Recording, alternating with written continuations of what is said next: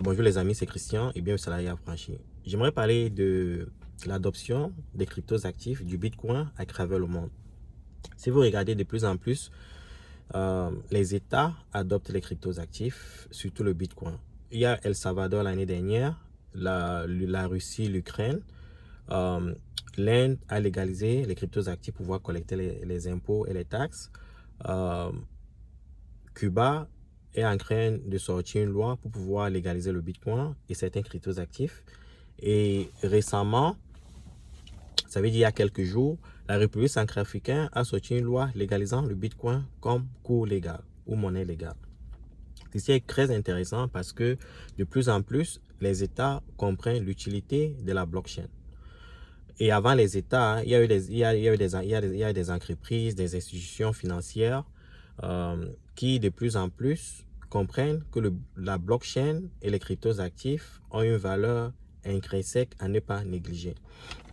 Maintenant, revenons un peu sur l'adoption du Bitcoin comme cours légal en République centrafricaine. Quels sont les avantages et quels sont les inconvénients?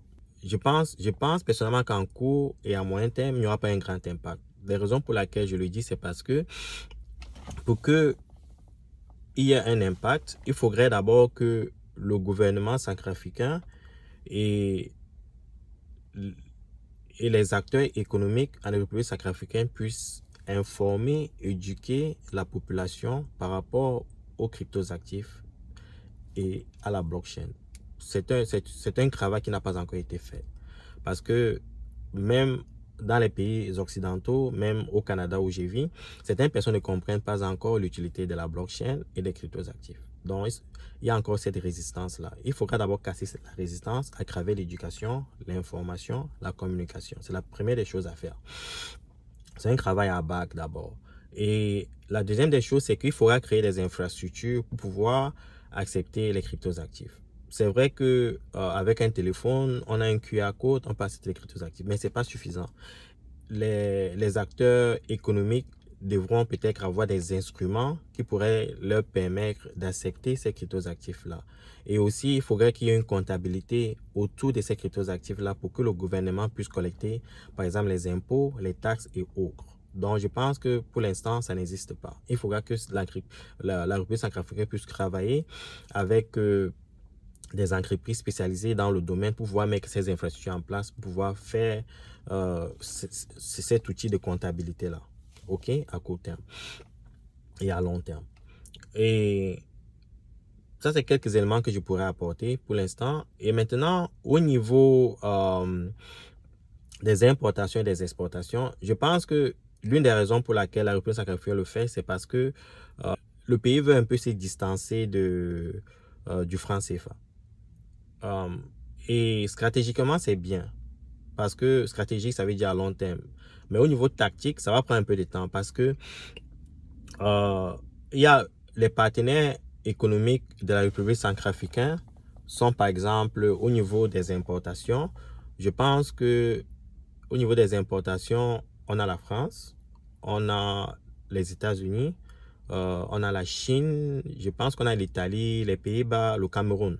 OK? Et si vous regardez bien, ces pays que j'ai nommés n'acceptent pas encore les cryptos actifs comme cours légal ou le Bitcoin comme cours légal. Ça veut dire que au niveau de la balance commerciale des transactions, ça se passera toujours en CFA. OK? Et au niveau des exportations, par exemple, je pense que le premier exportateur de la République centrafricaine, c'est la Chine, suivi de l'Arabie Saoudite, je pense. Et après, il y a la France, l'Italie, les Pays-Bas et d'autres pays. Et c'est le même problème. Ces pays-là n'acceptent pas encore les cryptos actifs ou le Bitcoin comme cours légal. Donc, ça veut dire que au niveau de la balance commerciale, ils auront toujours les mêmes problèmes qu'ils ont toujours avec le franc CFA. Parce que ça va toujours se passer à travers la France qui assure la convertibilité du franc CFA et qui pourront faire leurs transactions en euros et autres. Donc, au niveau du contour des mécanismes de partenariat monétaire qui existent avec la France, ils ne pourront pas en échapper pour l'instant. Parce que beaucoup de pays à travers le monde n'acceptent pas encore les cryptos actifs et le Bitcoin comme cours légal. surtout les partenaires économiques de la République centrafricaine.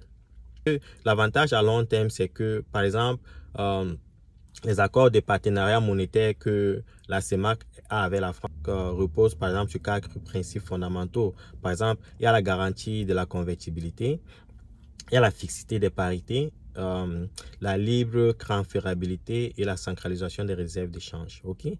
Au niveau de la centralisation des réserves d'échange, ça veut dire quoi? Ça veut dire que 50% des réserves d'échange que la Centrafrique réalise doit être gardé avec le trésor français. C'est très dangereux ça. Pour pouvoir assurer l'autre principe fondamental, la convertibilité, parce que la France garantit que le CFA sera convertible à parité fixe tout le temps avec l'euro. Donc, je pense que ce sont des mécanismes esclavagistes et je pense que la Centrafrique veut s'en débarrasser, mais à court terme, ça n'aura pas d'effet. À moyen terme, je ne pense pas. Mais à long terme, quand de plus en plus de pays adopteront, les cryptos actifs, le Bitcoin, ça sera de plus en plus facile parce que les entreprises centrafricaines pourront importer, exporter et recevoir leur paiement directement en Bitcoin, sans toutefois passer par des mécanismes de centralisation comme le Trésor français ou la BEAC.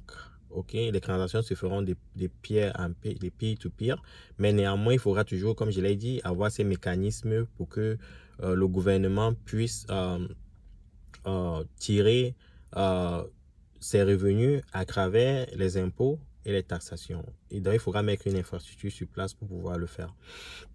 Donc, c'est ce que je voulais partager avec vous ce matin. C'est un très bon signal pour les cryptos actifs, pour le Bitcoin.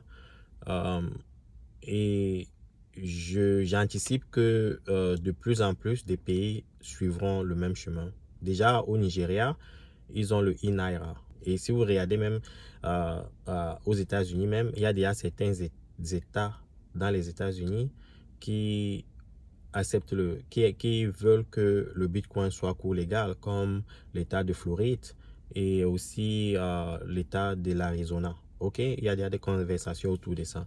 C'est juste une question de temps, ça prendra le temps, mais éventuellement, la blockchain dominera le monde. C'est ce que je voulais partager avec vous ce matin et bonne journée.